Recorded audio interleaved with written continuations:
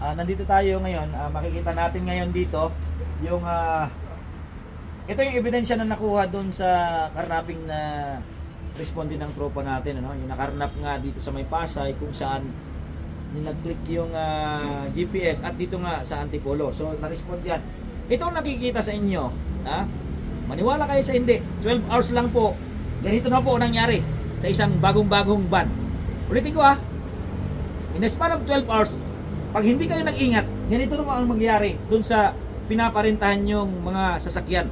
So sa lahat po ng nagpaparenta ng sasakyan, mag-ingat po kayo. Sa loob lang ng 12 hours, wala na po ang pinaghirapan nyo. Ganito na po. Tingnan nyo. Nakita mo. So, napakasakit, di ba? 12 hours lang, naglaho na yung pinaghirapan nyo ng pamilya nyo na buuin. So, sana po, babala po sa ating pong mga naninegosyo na may parentahan ng sasakyan. Ingatan nyo po.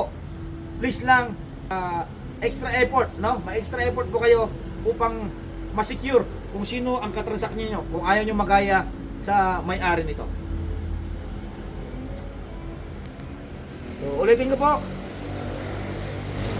Ang krimen ay kayang iwasan sa wastong pag-iingat at tamang kaalaman. Kaya mag-ingat po kayo.